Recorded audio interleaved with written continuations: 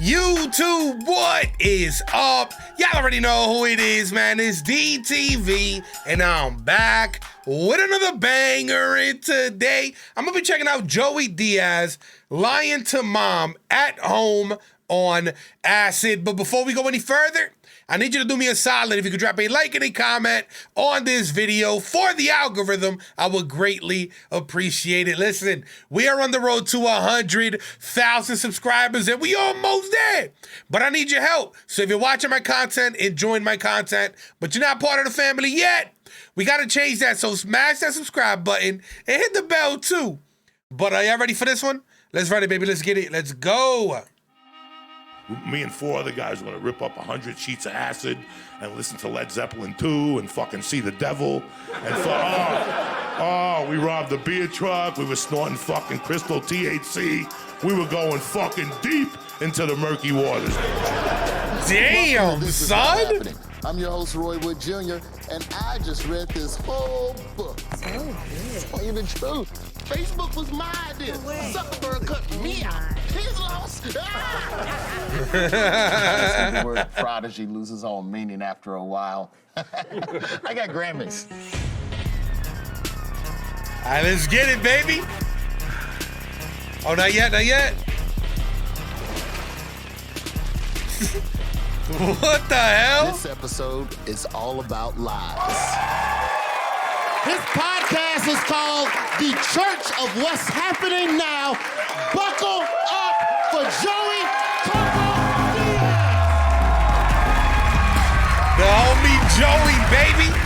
Let's get Last time I it. saw you motherfuckers, I talked about getting thrown out of Catholic school and shit, and I beat up the nun, so I'm gonna tell you what happened. I'm gonna tell you what happened after that shit, right? So I got thrown out of Catholic school after the 5th grade year, so now I'm in the 6th grade, and I gotta go back to this town called North Bergen, where I'm from in Jersey, and I gotta go to a school named McKinley, and my mom was single now, my stepdad and her had broken up, so I lived the whole summer. My mom goes, listen, here's the fucking new rules at the house. I'm not fucking with you this year. I don't have time in the morning to wake up and make you breakfast. I don't have time to wash your fucking... She said, I'm not messing with you this year, bro. Damn, just like that? This year. I don't have time in the morning to wake up and make you breakfast. I don't have time to wash your fucking clothes. I'm running a business. I got 2 businesses, so you're on your own. The first time you fuck up, I'm putting you in military school in Miami with your cousins. You gotta salute people and run with a rifle and shit. And I'm like, fuck it, I promise you I won't fuck up. So the whole 6th grade year, I was by the book. I fucking did my own laundry. I made my own breakfast, and I would go to work in her bar in the afternoon. I would go to karate. I got A's. But then something fucked up happened in the 7th grade. I fell in love. I fell in love with the skinny chick, flat-chested, the whole fucking thing. Hold on. What'd he say? I fell in love with the skinny chick, flat-chested, the whole fucking thing. But there was no sex involved. We were just dry humping like motherfuckers. We would go home every day and dry hump to death, like 2 album sides. Like that was the minimum. Like 2 album sides. I would fuck up a zipper every day. Like every day. He said 2 album sides, like front and back? Damn, son.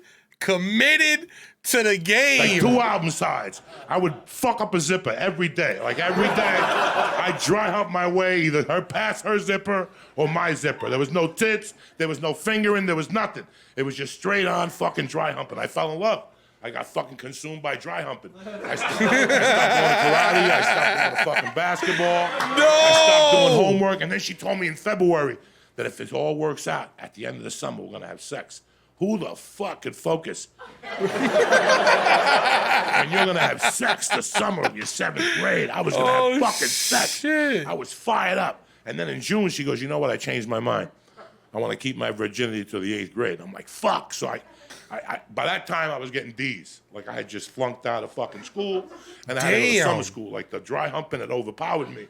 So I had to go to summer school, and I couldn't even focus in summer school. I would go to one class, then go to a house, and we dry hump again. And I failed out of fucking summer school, and then we had to break up. So here I was, fucking heartbroken, and I got left back.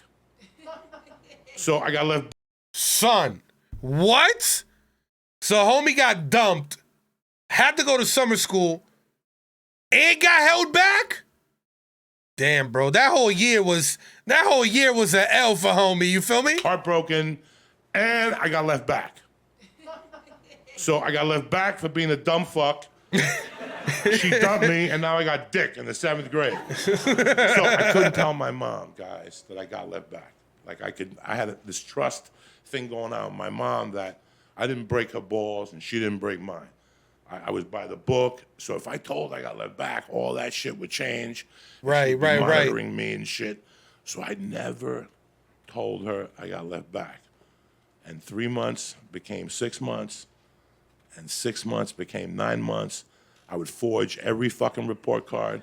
I had this girl that was tremendous with forging, and she'd get me B pluses and A's, and she'd change the 7 to an 8, and I just kept doing it. And the first year went by. Then the 8th grade, she said, "When are you gonna graduate?" I'm like, "This year." But fucking it snowed a ton that year. It was the year of snow, so we didn't have to graduate till January 30th. But I had already signed up for a basketball camp, so I'm like, "There's no graduation. I'm going to a basketball camp and shit." So that was the end of that. So she didn't know. Freshman year, she had no fucking idea. Every letter that came home, I intercepted. Guys, I feel really bad about this. I feel fucking terrible about even saying this fucking story. I never fucking told her. Holy crap. Okay, and I knew she was not gonna find out. Like, I just had this fucking feeling inside of me that she was not gonna find out. So I went on with my life. Bro, I don't think I'd be able to. I don't think I would have been able to keep something like that from Mom Dukes. You know what I mean? I think Mom Dukes would have caught on to the bullshit. You know what I mean? And beat my ass, bro. I don't think I could have pulled that off. High school. My mom had a bad habit. My mom owned a bar, and every night at 3 a.m, the bar closed in Jersey, and she would come home and she would bring me home like a BLT from the 4-star diner, or chicken chow mein from the New Moon Chinese restaurant or something, or a Cuban sandwich from Hernandez. And she had a bad habit. She'd wake me up at 3:30, 3:20 every fucking night. Jose Antonio. Damn. Jose Antonio. That's my slave name. Jose Antonio. You guys call me Joey. She called me Jose Antonio. That's my real name. And I would come down and she'd feed me, or she'd come up to my room, wake me up at 3:20, 3:30, and tell me about her day. And then she'd have her nightcap. She'd have like a Heineken or a vodka tonic. And while she was telling me about this motherfucker was a scumbag and this guy, fuck him, she would empty her bra from the cash, from the bookmaking operation and the number and the bar. And she would put the 50s with the 50s, the 20s, and she'd be telling me all this shit. And then at the end of the conversation, she'd go in her bra again, and she'd take out a little aluminum foil, and she'd do the last blast of coke of the day, and it was usually a little rock. And Cubans don't do it like you guys. Oh my God, I have this nail. Fuck no. They just take that rock and put it in their fucking nose and just leave their finger in there till the coke rock melts and shit. Oh, shit. And she would talk to me with a finger in her nose for like 4 minutes and shit. Bro, what? And then she'd tell me, "I love you. You're gonna grow up to be somebody." And I'd fucking go, "Whatever, go to sleep." And Hold on. With her having it in her bra, wouldn't it have melted already? You know what I mean? I don't think it would have made it to her nose. It would have been melted by then. Whatever. Let's keep going. And then she'd tell me, "I love you. You're gonna grow up to be somebody." And I'd fucking go, "Whatever, go to sleep." And so now it's sophomore year. She still doesn't know I got left back, right? So it's November. It's the second week of November, and it's New Jersey has like a school week where the teachers get together, so you only have school Monday and Wednesday. Big party week, bitches. Big party week. So Monday we're gonna get like light acid, maybe snort a couple lines of angel dust, and rob a case of beer, and then not go to school Tuesday. But Wednesday was the big night. Me and 4 other guys. Hold on. He was doing all of this sophomore year? What? Yo, this dude was a piece of work, man. Holy shit. Have a case of beer and then not go to school Tuesday. But Wednesday was the big night. Me and 4 other guys were going to rip up 100 sheets of acid and listen to Led Zeppelin 2 and fucking see the devil. And we robbed the beer truck. We were snorting fucking crystal THC. We were going fucking deep into the murky waters. Wild. Right? So Monday I got a little fucked up, and Tuesday I'm playing with my buddies. Then Wednesday I go back to school. But Wednesday night we're on fire. We got to meet by Nick's Pizza, this little Greek guy that said he was Italian. He would make pizzas and shit. He was all. Nick was all right. You know, Nick was all. He would always buy hot rings from us and shit, and I'd steal them back. He was a good dude, Nick. And he'd look at me and go, "Speak. I seen this ring before." And he would look at it and shit, because I would rob the ring from him when I went to the bathroom. Anyway, that's a different fucking story. So we had to meet by Nick's Pizzeria, and we went up there, and we had 100 hits of acid. But before I left that night, my mom called. And she goes, "Hey, man, I'm not feeling good, so I'll be home early." I'm like, yes. So then when she gets home that night, she didn't have the bar anymore, but she would still go to Roosevelt Track, and that ends at 12, so she would get home by 1. But this night she called me. She goes, "I'm not going to Roosevelt tonight. I'm just going to go straight home because I'm not feeling well." I'm like, perfect. I get home by 2. I'm fucked up. Nobody wakes me up. Nobody breaks my balls in the middle of the night. I can trip freely, because when you're tripping and your mom wakes up, that fucks up the whole trip right there. Like if you're tripping on acid and she asks you a question, you just fuck up. So I left. I went out. I go, perfect. She's going to be out fucking early. I could stay out all night. We did the acid. We had the fucking beer. And then the cops came to our party behind the high school, and they ruined everything. Shit. So we started running, and then on the acid was hitting me, and I'm fucked up. And I hooked up with this girl. She's like, "Run this way." And we hid behind this little mosquito hut, like where you go when the mosquitoes are out in the summer. And she's like, "You want to make out?" And we started making out. And I sucked her tits a little bit. And she had really big tits. So the acid fucked me up. Her tits were even bigger on the acid. So I'm like, "I don't want to suck your tits no more." I just ran out of there. I just ran out of there. She's like, "Where are you going?" Holding on to her tit. "Where you going?" Oh, my I just ran the fuck God. out of there. And I ended up like fucking by the high school. And I didn't know what time it was. I was fucked up. And I just said, "Let me just go home." So as I get home, I see the lights in my house on. And I go to the door and I open it and I walk in and my mom's not fucking home. I'm Damn. like, fuck.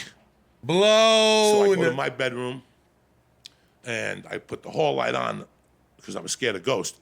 So I left the hall. I'm fucking petrified of ghosts. So I left the hall light on. Just that I was scared, and I would look at the thing, and I went into like an acid haze, and I eventually fell asleep. And you know the TV was on, and you're tripping on acid, and you're sleeping.